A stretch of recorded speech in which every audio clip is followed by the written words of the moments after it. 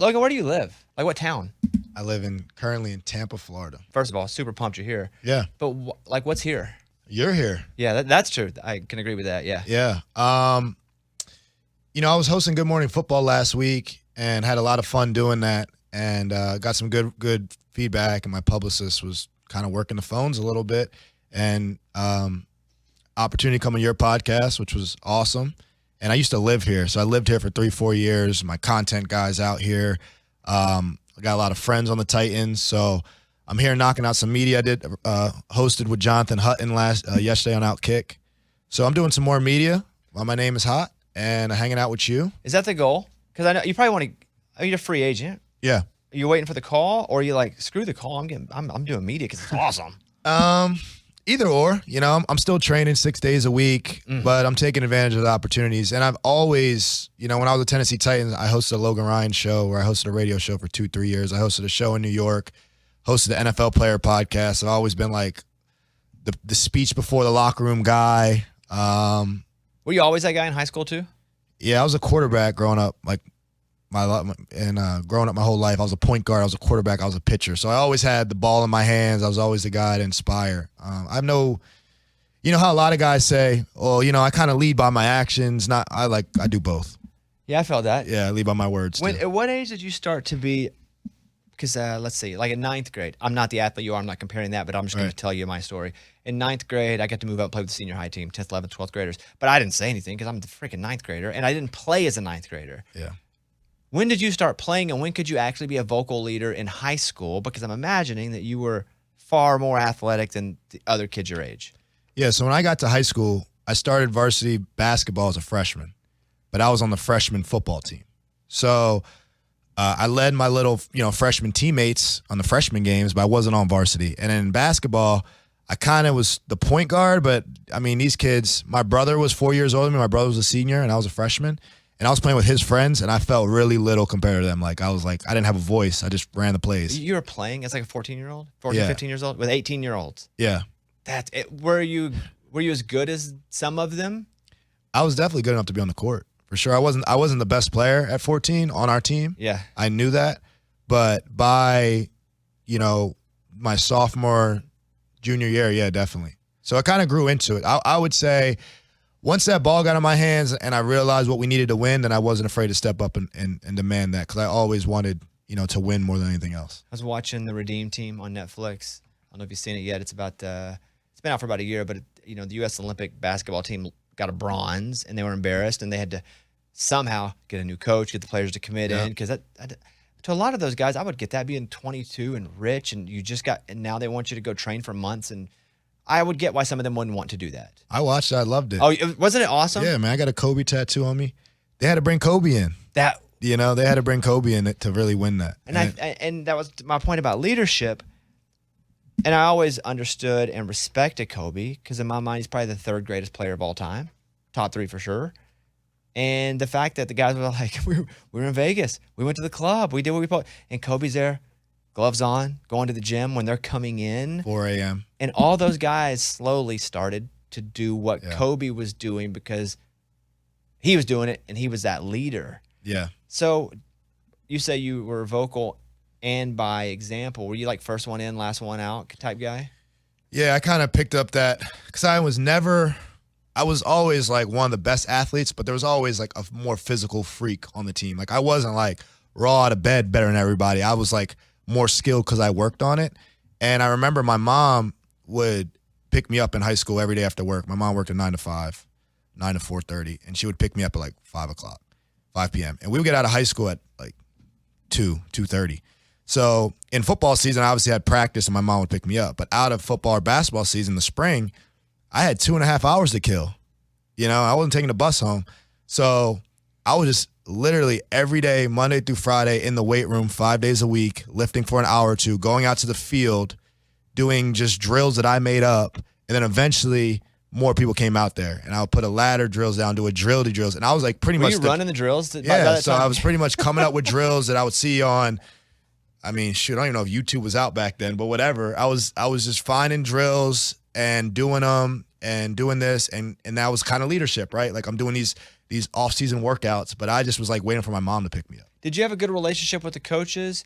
Because it sounds like you love the games, we can say games, and you also weren't afraid to put work in. Were you the guy that they would lean on, high school and college, to go, all right, you got to be the voice to those guys, be my voice to them? Right.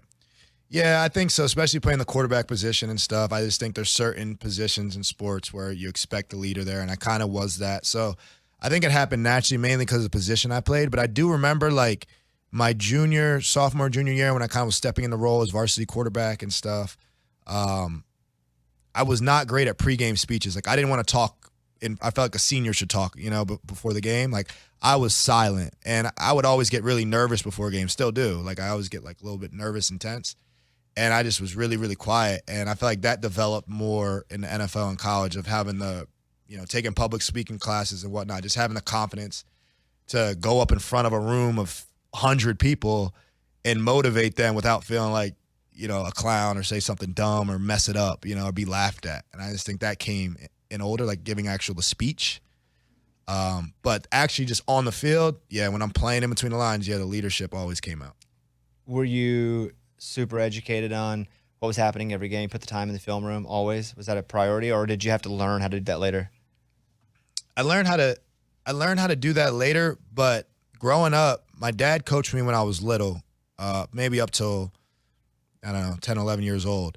And every year, like I said, I played offense and I played defense, so I didn't come off the field. And I swear every year he made me change positions. He's like, all right, well, last year a receiver, this year you're going to play running back. Oh, to learn? Yeah, and then this year you're going to do this. And then we had a really good team in like 8th grade, and we went in Little League, we went like unscored upon. Like, we beat everybody 35-0 and didn't give up a point the entire season. And on that team, we had like 3 NFL players and like 6 Division I wrestlers out of like 11 starters. Like 9 of us went to college for sports. So it was a really good team. But in the second half, my dad would make all the skill players play O-line and give the O-lineman the ball so that they, we would block for them. Yeah. And I just felt like, why are we doing this? But I love my O-linemen. I always treat them well. And I understood what it was like to block. I played tight end. I played receiver. I played running back. I played quarterback. I played corner. I played safety. And really in the NFL really helped my versatility because I learned the game from so many different angles. And even when I played defense in the NFL, I think of it from like a reverse quarterback perspective. Like, okay, what is he reading? He's probably going to throw this because I'm showing him that. It's like you're reverse engineering. Yeah. What exactly you think's about to happen. Yeah. Dang. So when you were in high school, you played quarterback. Were you recruited as a quarterback? So that was back before they wanted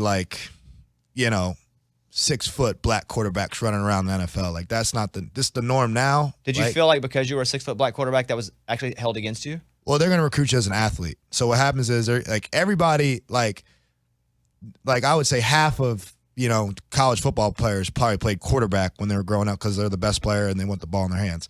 But back then they would say, you're going to be a receiver, or you're going to be a corner, or you're going to be a safety. So I knew, like, looking ahead, like, I'm probably going to end up being a corner. And I played corner as well. And I was ranked pretty high in New Jersey for it. So I kind of knew already what it was. But you just didn't have the opportunities, Division I, to be like, oh, you're 5'11 and a half, and, you're a great athlete. We're going to make you play a different position. Like, quarterback is for these type of guys, 6'4", white, 225-pound guy. But now the NFL, as you see, has caught up. And I mean, Bryce Young. Yeah, Bryce Young is 5'9". Kyler Murray's 5'9". No, these dudes, I remember hosting the draft in Nashville when they had the draft in Nashville a couple years ago. And I was actually working in media, and I was on the red carpet hosting these guys. And I'm like, Quinnen Williams, just lift the mic up. And DK Metcalf, lift the mic way up. And like Kyler Murray, put the mic I'm like, this guy is little. I mean, little hands, little arms. Yeah. But he's special in his skill set, and he had they never made him switch positions. But a lot of us, they were like, yeah, I don't know if you're gonna go Division I and play. What star were you recruit? I was a 4-star recruit. And what is life like as a 4-star recruit? It's got to be pretty good. Yeah, man, it was. I mean, it's got to be good. So I was really a 3-star coming out, and for most of it, and then I think the Rivals ranking guy, come to check out one of my games my senior year, and I was already committed to Rutgers. So I had 25 scholarships. As an athlete or safety or what? At the time, were you going to Rutgers to do what, though? I was going to Rutgers to play corner. Okay. I was the number 1 corner in the state of New Jersey, and I was like one of the better quarterbacks, but I was the number 1 at that position. Got it. And I was a 3-star, committed to Rutgers verbally and all that stuff. And then we play the opening game, and he comes to see our gameplay, and I get a pick 6 like on the first possession of the game. And literally reverse engineering, the coach told me, if you see the quarterback roll out, it's going to be a hitch, a route in front of you and a route behind you. Just bait the route behind you, and every time they roll out, they run the same play. So the first play of the game, I see the rollout. I see the route behind me. I act like I'm going to go get the route behind me, and I just bait him. He throws a route in front of me, 80-yard pick 6 to start my senior year. And that night, I got a 4-star. Boom, it just pops Bing, up. Boom. like next night, right? Bing, 4-star. So what happens? Notre Dame calls me. Miami calls me. Penn State calls me. From that one bing, that one star coming they're up. like, oh, now he's this level recruit. And they're like, oh, you don't want to go to Rutgers. Come here, come there, come there. It's crazy that it wasn't some tape, that it wasn't like a library of tape on you that changed their mind. It was literally a recruiting service, one guy who saw one game. Yep, and wild. New colleges come. It's lazy. Recruiting's lazy. What happens is a lot of states, out-of-state teams, like Alabama is not going to come to New Jersey unless, one, you're offered by your New Jersey school. So they're going to let Rutgers do the work. Once Rutgers does the work, all the other Big East schools at the time, right? It was West Virginia, it was whatever. So like, okay, this guy, obviously Rutgers identified him. So now your conference is going to start recruiting you, and they start offering you. And then once your whole conference offers you, and then you get that 4-star, then you become a national recruit. Now coaches are jetting to your field, your high school, and landing on the thing and trying to, and that's why you see guys flip recruitment. So, I mean, now they're getting paid, but they flip recruitment so much because one thing changed. Who came that was cool? I would say Greg Schiano. When Rutgers recruited me, they put out all the stops. He landed a helicopter on a local hospital, and so he flew a helicopter in to see me. I think Iowa was super dope. Michigan State was cool. But Rutgers, I mean, they sent people to my grandmother's funeral. My grandmother passed away. They had people at the funeral. They had a Bible in front of my mom. They went a whole different angle at my dad. I mean, they were pulling every stop, like, to get me to stay. I feel like if I was on a jury or if I was being recruited, I just flip all the time. I'd be like, oh, that's great. I'm here. Yeah, oh, that's great. Guilty. Oh, no, not guilty. Michigan State. I feel like I'll be doing that like crazy because I'm sure everybody's giving you their best effort. They're showing you like, Chris Rock talks about dating somebody new, and he's like, you didn't really meet me. You meet my representative. When it's the early version, but it's the best version of the school in every way. Like, aren't they all just awesome when you do that? They like really recruit your parents. I came from a two parent background, super solid. My dad was a cop. My mom worked, like I said, a 9 to 5. So they really had my parents on lock. But looking back at it, I'm like, man, I should have took that official visit to Hawaii. That's a great flight, great trip. Should have went out there. Maybe I should have checked out UNLV. That would have been a fun little Vegas trip. What do you do on an official visit? Like, you land. Yeah. Just a brief description. I have no idea. You land. Then what happens? Who's there? What's the day like? So you land. You'll be red carpeted, black car, picked up, go to the school. All the coaches will be there, excited balloons, catered food. And then New York, Rutgers' whole pitch was, we're going to send you to New York. So you take the train in New York. They rent it out like a Dave & Buster's in like Times Square. So you're in Times Square. You're at, like, got to rent it out Dave & Buster's. You're playing games. They're talking like, yeah, you're going to, like, we have these McCourty twins, and they're all right, but you're going to come in, and you're going to play over them, and like all this. But I knew they were on their way out, and I was going to fill in the next shoes. But they're like, yeah, they're okay. But Jason McCourty, this guy, I mean, he can't even get an interception. Look at me, you had 6 interceptions last year. We need you, right? So they tell you what you want to hear, and then we got back on the train to Rutgers, and the coaches leave, and then you're paired with a player. So I didn't have the McCourty twins. I had a kid that was actually on my little league team that I told you about that we were like went undefeated or whatever. So I knew him since we were kids. So he kind of hosted me, and that's your host. And Which is probably why they gave you him, right? Right, because we knew each other. Yeah. So then I got one of my best friends already there, and he's like, whatever. And then they gave your host like $100, and he's supposed to take you to a party and take you. And he was like, look, man, I'm keeping 50 of these bucks. Like, you got 50, So. And then, they try to show you girls and try to give you a good night. And then, but the worst part is when you're a host, you have practice the next day. I'm like, I'm not partying with this freaking 16-year-old kid, 17-year-old kid all night, and I got to wake up at 7 a.m. and run sprints. Like, I kept that $100. Well, I bet some people do, though. I bet they go hard and then go to, it's just so. Oh, yeah. When you're younger, you can do it. Yeah. So when you get to Rutgers, is the speed of the game so much different going high school to college or college to the pros? When does it adjust so much that you're like, okay, hold on, let me get this straight? I think the speed of the game, because everyone comes from different high school. You come from some country school where, I mean, you got, 8-on-8 football, whatever, in the middle of Nevada or something. But I think the speed of the game is a bigger difference. I think the coaching was a bigger difference for me because Greg Schiano was such a tough coach for me, and I wasn't used to getting yelled at or just like negativity showering my way or getting cussed at. Like I wasn't used to. I'm like, whoa, this is kind of hard environment for me to thrive in. So I think that was the biggest shock for me, the speed and just the coaching. Because as soon as you commit and day one practice starts, all that recruiting's out the window. Like military. Like now I own you, and it really yeah. felt like military. I feel like we went to like a military academy. It was that strict and disciplined at Rutgers with him, and but then I went to the NFL. I came from that academy mindset, so like the discipline was there. No one could do anything that I haven't done already. Like I've been through tougher workouts. So now it's all about execution and it's just skill. Like we need you here. It's your job to do it, and it's way more efficient. The first time you go to a college practice and it's actually full pads, what does that feel like? Oh my! I have so many stories, man. The first college practice. So practice is based on what they call periods, and they blow the whistle, and a period is 5 minutes. So a practice could be, I don't want to say and get butchered on math, but a practice can be 20 periods, you do the math, or 15 periods, or 12, or 24, whatever, 2-hour practice, whatever. Our first practice was 36 periods. It was like over 3 hours. It was in the middle of July in New Jersey. It was really hot and humid on the field. I had brand new cleats on. I was getting blisters. They made everyone tape your ankles, mandatory have to tape. I never taped my ankles before, so my ankles were stiff, my cleats hurt, and then Schiano had a rule you weren't allowed to take your helmet off at any point in the practice.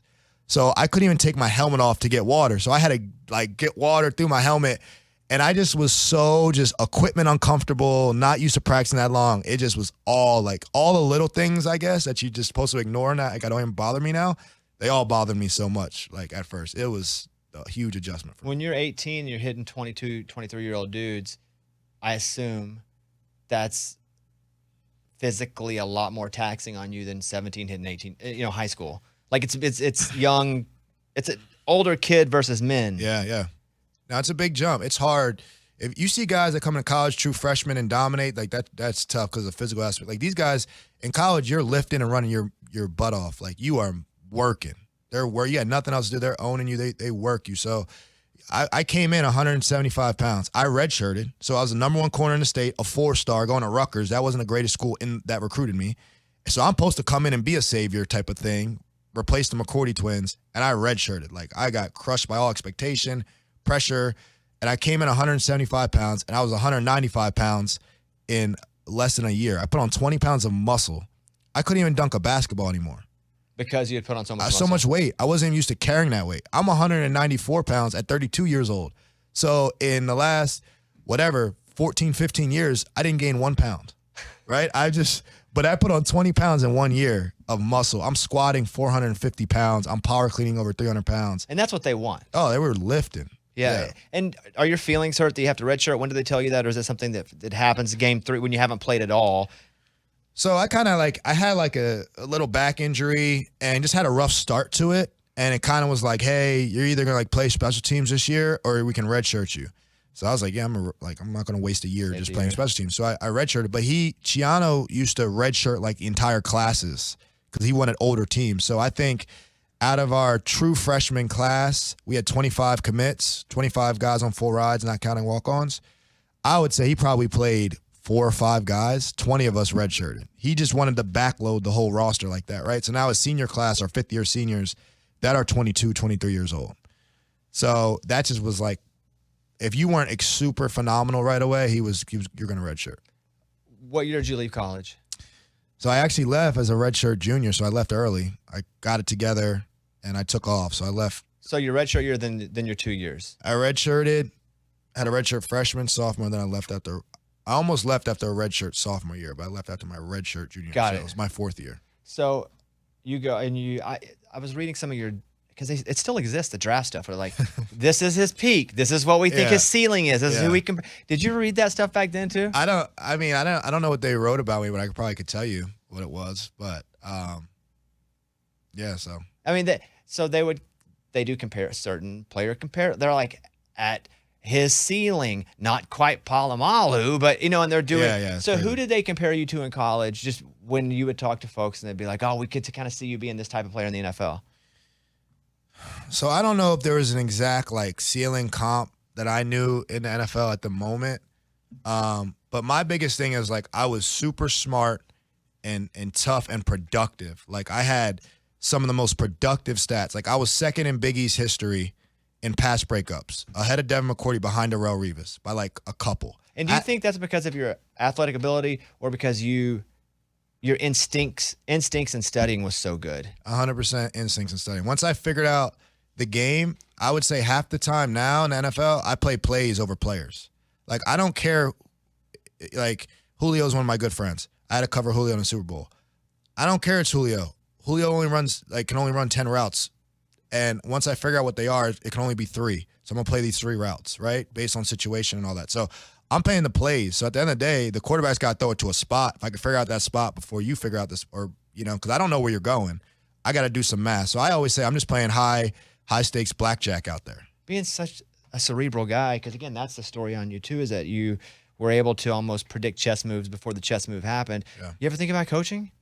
Yeah, I get asked that a lot because I definitely have a memory where I almost remember every game I play in, and the plays, and then I think I do a decent job of explaining it to the everyday person. So that's why media is good in coaching. I just don't like how many hours these coaches work. Like it's very hard for a coach to have a balance with any family life. Like they're home at midnight all year round. I mean, it's a crazy profession that doesn't have any balance, work-life balance. So right now, not attractive to you. Would you go coach college or NFL if you had to? I would coach NFL over college because I don't want to recruit. You're on the road, and you're off time at a 17-year-old's high school telling him he's going to be better than Devin McCourty. Like, it's just like, I don't feel like doing that. I'm too real with kids. I'm like, look, you're not good, but we'll take you. We'll probably make you good, but you're not, you got to earn everything here. You're deciding to go and you're going to leave Rutgers, you're going to go to the NFL, and they kind of have you pegged as late second, third round pick. And do you kind of have an idea of what team will take you in that? Is it like 4 or 5 teams, or does everybody just act like they like you until they got to make that decision? Yeah, so I leave Rutgers. I get they give you a draft grade if you want to like leave early. They gave me a second round draft grade. So it's all gonna be dependent like on my combine. But I wasn't a combine freak. Who gave you that grade, by the way? I don't know. Where do you get the official grade? I don't know. You submit it to some dudes who are sitting in a room and say, you would go in the second round. But I think they have to protect you because they want to keep kids in school. Right. So they give you a lower grade because they don't want kids coming out, right? They don't want to say, you're going to go in the first round if you come out and then you slide to the 6th round. Now you're really pissed. So they gave me a second round grade based on production. That's like, at worst, I'm going in the second round. That's good money. So Rutgers is like, no, don't go. You'll be a first rounder next year. I'm like, I'm going. I go to the second round. Or I start training. And I'm like one of those athletes I can play baseball. I could play ping pong. Like I could play pickleball. Like I can fish. I can play basketball. I'm like an all-around, like a ball athlete, I guess. I can bowl at over 200, whatever. There's guys that can literally not swing a baseball bat, but they can jump 44 inches and stuff. I'm not like that. So I had very mediocre numbers at the combine. And obviously I was a junior, so I didn't have the senior bowl or all that stuff to have more opportunity to be seen. So I kind of was like, oh, this guy just kept, every time I look, I just slipped. Someone did something at something that I wasn't even at, and I slipped. You weren't doing anything to slip. No, just because you weren't able to do certain things. Yeah, you leave as a junior, there is no senior bowl. Dang. There is no, so right? So yeah. I'm okay, I'm a junior. All I have is the NFL Combine. As soon as I ran a 4.5, it was like, oh, this guy out of nowhere who has no numbers ran a 4.3. Because they're kind of sell a story at the Combine too, right? They want the biggest athletic freaks there. So I kind of slipped. I went to the 3rd round. New England came to Rutgers, and Rutgers had a lot of guys at the time coming out. And Bill Belichick, and this is actually I got all these Belichick stories that just keep coming out. So when you're in college, there's local pro days. So in New Jersey, right, like the Jets and the Giants can work out the local guys on their own day. And guys from all those colleges in New Jersey can go do a local pro day for the Jets and the Giants. So Bill Belichick decides that he wants to come do a visit with me on the day of the Jets' local pro day. So I'm not going to work out for the Jets. The Patriots are coming to work me out privately. And I think only 2 or 3 teams work me out privately. Not only did he invite, that's purposeful, right? Right. Not only did he invite me, yeah. he invited about 16 Rutgers players. So everybody, I mean, I think we had 7 guys get drafted that year. We led the draft with players. Me, Daron Harmon, Steve Baharnis, everybody that we had coming out. We had like 8 guys on defense, 8 guys on offense. So it was like pretty much a Patriot pro day, the day that was supposed to be the Jets pro day. So Rex Ryan and Jets were pissed because none of the Rutgers players went to their pro day. They had like Monmouth players go. And it was like, well, Bill came in and said to do this. So I remember I did the thing with Bill, but I called Devin because Devin's one of my good friends. And he was on the Patriots already and was their captain. So I said, I need all your drills. Give me all your warm-up drills. Give me all your DB drills. What do you guys do in a workout? So Devin sent me all their drills, and I've been practicing with the guys for a week because we knew what day this was coming. So our entire secondary was practicing these drills for a week. So when they come in, we crush the workout. Then we go to the film room, and I'm like, oh, this is what I do. I'm telling them what the nose guard does. I'm telling them what all 11 players do on every defense. So I knew I impressed Bill, and then he ends up drafting me in the 3rd round, Daron Harmon, who was our free safety in the 3rd round as well. So we drafted 4 guys on Rutgers defense alone in that draft. But I had the drills from Devin a week prior, and we were practicing for this workout. What's it like as a rookie going into the locker room of the NFL where you got 35-year-old men there as well? Crazy. It was, again, that's another adjustment again. And I just think you got to earn them with your play and just being a good rookie. I was singing songs. I was telling jokes. I remember I was playing really well in the preseason. I actually had a pick 6 against the Bucks, who Shiano went to be that coach, so I kind of got Shiano back with a pick 6 in the preseason. Got him back. And because he didn't draft me in the 2nd round, so my old coach that passed on me. Dang, that had to hurt a little bit, though. So, like, I had taken that personal. Yeah, it was a little personal at the time. So I was like, okay, don't draft me. That's fine. See what I do. So he actually drafted another corner as well. So I end up doing that. So I'm playing well. So I'm like kind of playing with the starters, like when the season's about to start, like kind of like in there. Very different than starting my college career. And I remember Aqib Talib was like, and I think there's no more intimidating veteran you can have than Aqib Talib as a rookie. And Aqib was like, yo, the rookies, you got to get this chicken wings before we go on away games on the flight. And I'm like, bro, I'm not getting no chicken wings. I'm like one of the starters. Like, get the other rookies to do it. And he was like, he looked at me, he's like, you're getting those chicken wings. And I just was like, I'm getting those chicken wings. So I ended up getting chicken wings before every road game. I had to go to Skipjack's across the street, a Patriot place, and get like 300 chicken wings in a suit and bring buffalo wings in a suit and not get any sauce on me and get pictured in the plane. So every like pregame picture of me in the plane, I had like big old bag of chicken wings for the entire secondary or whatever. And I did that for an entire year. And I ended up starting most of that year, leading the AFC. I had 5 interceptions as a rookie. You're still getting wings, even though you got 5. Started AFC Championship. Starting AFC Championship. Had more picks than Talib that year. And, I was getting chicken wings up to the AFC Championship. And I remember we were flying to the AFC Championship, and Bill was like, let the players sit first class. And some other organizations, when you fly, the coaches sit first class and the players sit in the back, and that pisses the players off. But Bill's like, nah, the players, they run the show like they're in the first class. But there's only so many seats. So he doesn't do it on seniority. He does it on who's playing. So I remember I got like a first class seat. I'm like, yeah, like, okay, I made it. And they had some guys that are 10-year vets in economy pissed. But I'm like, hey, like, I'm playing better. Bill rewards who's playing better. Who gets respect? Somebody who plays well or somebody who's got a big deal? Who I always say play well. Because even when I signed some big deals, I signed 2 $30 million contracts in my career. And I always felt like I got to show to the guys like I'm worth it. Because nothing's worse than a guy who gets paid and doesn't work. And you're like, this is the guy we're paying? Like, you're it? Do you see that in locker rooms? Oh, yeah. That's a lot of teams' issues. They pay guys. They don't know their character. The money changes the guys. And now you have a big issue because not only is your paid player supposed to be your best player and hopefully your hardest worker like Tom Brady is and these guys are, he's your least hardest worker and he's not even playing up to his own potential. So that really hurts your team. So you got to make sure that you reward the right guys. I'm a big booster. I do NILs with players, big Arkansas guy. And I think one of the things that I've been able to observe is that some of these guys grew up like I did, no money, broke. But this is their first time to get some money in college. And it actually prepares them for when they get more money in the NFL. So it's not just straight culture shock going from nothing to everything. I feel like that's a real positive of the NIL is there's an adjustment period before you hit it real big. Your thoughts on that? I love that. I love that NIL. I just like that the players are getting a piece of the pie. And I know it's kind of crazy to regulate, and I know a lot of players are making a lot of money at a young age. But I think what it also does, I think it can expose the family that's been waiting to do it anyway. So you might, when you got $1 million at 21, you got some uncles that have been waiting in the weeds, that now if you don't give them some, now they're mad at you.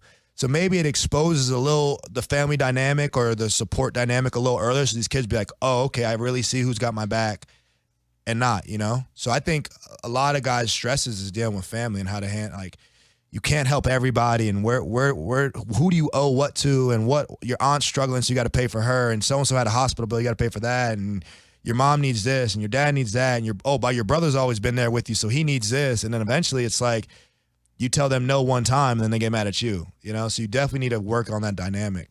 Do they work with you guys on money when you go in? Like, no. Because I know in the NBA they do these class. Do they? Yeah, we have like a rookie symposium, but nobody really pays attention. But it's generic. It's not like a class. It's a 1 day, 4-hour presentation. You watch the documentary about going broke, which was that 30 for 30, which was crazy. And see Antoine Jameson and them buying apartment complexes, and Jamarcus Russell like buying an entire plane, every seat. I'm like, well, I wouldn't do that. But I don't know if that teaches you actually like what taxes are and like how to percentages. Yeah, I don't think guys, like, every draft pick is buying their mom a house and somebody a car the first day. It's like, dude, you're making like maybe $800,000 this year after taxes. That's like $500,000. Now you bought a car and a house. Like, how are you even going to pay for your own rent? Like, there's not enough money to do that in day one.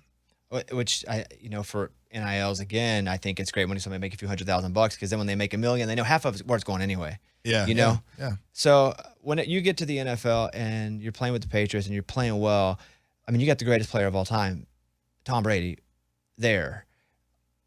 I mean, does he just walk around and everybody it's instant respect, or is he one of the guys? He's one of the guys as much as he could be. He's different. He was older than a lot of us and all that stuff. But he is one of the most humble people for his star power. Like, does he try to be involved with folks? Yeah, he's very authentic. He's very genuine. He's very engaging. I think his EQ is what got him so many Super Bowls. He really knows how to tap in with his teammates and get the best out of his teammates. Like, sometimes you hear how Kobe didn't always rub right with his teammates, or Jordan didn't always rub right with his teammates, or whatever. I think Tom has that same competitive passion, and he knows when to do that, but he also knows when to love up on his teammates. And maybe a little more LeBron-esque, I don't know, but I think that, like, Tom has mastered, I think that's a difference with him and a lot of these other quarterbacks. That's why he has 7 and these other guys have 1 or 2, is how much, like, I'll tell quickly, like, this story I've told a couple times. My first time ever meeting him, so I get drafted by the Patriots. I'm walking in the hall. I kind of, like, see him, like, down the hall. I'm like, oh, shit, I'm going to run into this guy. Like, do I call him Tom, Thomas, Mr. Brady? Like, I had this guy's jersey growing up, right? So I'm like, like clearing my throat. And as I walk up to him, outside of normal conversation range, like, you have like maybe a second to get ready for this conversation. He's like, oh, hey, you're Logan, right? We drafted you in the 3rd round out of Rutgers. And he's like, man, look, I'm Tom, the quarterback here. Like, if you need anything, my lockers are here. I'm always here early. Anything you need, like, just come to me, and I'll do the best I can. He's like, trust me, I was a rookie. It's hard. Just put your head down and keep working. And I just thought that was so cool. Not only did he take the awkward interaction out of me, but he made me feel, he knew who I was. He knew what school I came from. He made me feel important, and he said he was an open book for me. And when you're just the 3rd round rookie out of Rutgers, who's probably the 53rd best player on the team, I was like, dang, that's really cool. And I was like, yo, I want to be like that veteran one day. I might not be Tom Brady, but I want to be that guy that's not hazing and not like making it so hard. We need these guys. And I think Tom knows that he's going to need every one of his teammates. We only got a few minutes left here with you, but a couple questions. What if you said, hey, Tom, will you sign this? What, that football? Anything. It could be anything. You're like, Tom, hey, thanks, man. Will you sign? Like, is that allowed in the locker room? Yeah, I got him. You didn't see? I got him to sign I picked off his last. But that's the end. You already were established. Oh, early on? Yeah. Like if you're in and you're like, this is crazy. Yeah. I think you got to just draw the line there because everyone would do it. So certain guys, when you're established, I think he does it. And charity, he'll do it. But like just, he would be there all day. Like, that went viral when you had him sign the ball after you. And do you think part of that situation, you approached that was because you already knew him and had played with him? Yeah, I knew him. We kind of grown together, our relationship of respect. And I didn't know how much longer he was going to play. I was going to play, whatever. So I kind of just snuck a bunch of stuff from the sign for family finally over these years. And then I kind of snuck the football in there too. You still have the ball? I do have the ball, yeah. What could you get for it, you think? That's what I want to know. I mean, let me know who's listening. I want over half of 500,000. How do you still train? I got 2 questions left. How do you still train with the intensity that you need to train with when you're waiting on that call instead of knowing who that call is going to be from? I did this during COVID. I was a free agent for a long time. I left Tennessee. I didn't sign with the New York Giants till week 1 of the season. So I was all the way through training camp. And I got in there and I ended up leading the team in snaps played and tackles and all that stuff. So I've been through this. I just think it's discipline. I get up and get it done, period. Doesn't matter who I'm playing for. I get up. I know the work and what I need to do at this point in my career, and I get up and just get it done. You want to come here? I know some people here. I mean, you want to come here? What, the Titans? I'm just saying, I want to come here. I'm just saying I know some people here. I don't know. Like, where you want to go? Where do you see yourself fitting? Well, who needs you? Man, I would love to be in Tampa because my family's there, you know? But if that's not the case, then I obviously want to play for a good organization, a contender that can get a guy to plug in and play and win championships. Like Tennessee? Yeah, we'll see what their record is during the year. He wants to play for the Cowboys. Eddie, question for Logan. Yeah, Logan. So, like, growing up, who did you want to play for? Because I got 4 kids. 3 of them are pretty decent at sports. So I bought them all jerseys, like, so they can take baby pictures with, so the announcer can be like, he's always been a 49er fan from the very beginning. You know, so like, who did you want to play for? It's crazy. I kept this hidden. I was a New York Giant, and I literally kept this hidden. But I grew up a diehard Philly fan because I'm from South Jersey, and there's like no choice, right? There's Cowboys fans there. They get like beat up daily, fights. It's real rivalries up there. So I was an Eagles fan growing up. I grew up watching McNabb years and all those years, Brian Dawkins and all that. So I was big. So when the Phillies won the World Series in 08, 09 or whatever, like our teachers didn't show up to school. Like there was no school. Everyone was at the parade. It's like that type of town. They were climbing the pole, the teachers? Oh, yeah, it's serious. I'm a big animal guy. Tell me about Ryan's Monthly Rescue and your goal and what you've been able to do so far. Man, we were able to raise hundreds of thousands of dollars for animals throughout the years. I was looking for my cause, and I love shelter animals. I have rescue dogs. My daughter fosters kittens. So we started a big animal foundation to raise money, awareness, and just be a different face in that industry. You don't see young black guys like loving on pit bulls. You see a different type of stereotype. You don't see guys with kittens and stuff like that. So I've done a lot with National Humane out here when I was still currently, and we're just trying to promote adoption and give out grants and stuff for people that are, you know, struggling with animals and animals need help. So I'm just an animal lover. At RARF.com, which is RARF, and you can find them on Facebook. Search for the Ryan Animal Rescue Foundation. We talked about it a little bit before you got in here, but listen, I really appreciate the time, man. I could do this for 3 hours. So yeah. I hope that you get picked up by a contender. I hope you still find your fulfillment for playing sports the next couple of years, whatever makes you feel like you still got it. If you still got it, I hope you get. But then when you're done, dude, you're going to kill it in this space. Yeah, man, I got peace. I'm proud of what I've done. So I'm just, honestly, it's a financial decision at this point. Thankfully, I had good team and supporter where financially I made good decisions where I don't have to do that anymore. And my body is important to me. My time with my family is important to me. So I'm in the one making the decisions now and waiting for the right opportunity with the right team. If that doesn't happen and we can do this more often, that's cool too. You know, I'm enjoying it. Yeah. Pig Suey, man. I played Arkansas in college. You played against them? Yeah, we beat them. Yeah. 2 picks. You had 2 picks? Yeah, one got That's called enough. back. That's how we cut. Oh, it did? Okay. He whispered and one got called back. I heard that. Yeah. That's probably, what was it, like a clip or something? That's how you got it in the first place? I don't know what. Something I didn't do. Somebody else was holding somewhere else. Follow Logan on Instagram at Logan Ryan. Good luck this season. If it don't work out, let's go. Let's do something big. I appreciate you. You guys are awesome, man. It was a big deal to be here, so I appreciate the opportunity. Man, that's crazy. All right, Logan Ryan, everybody.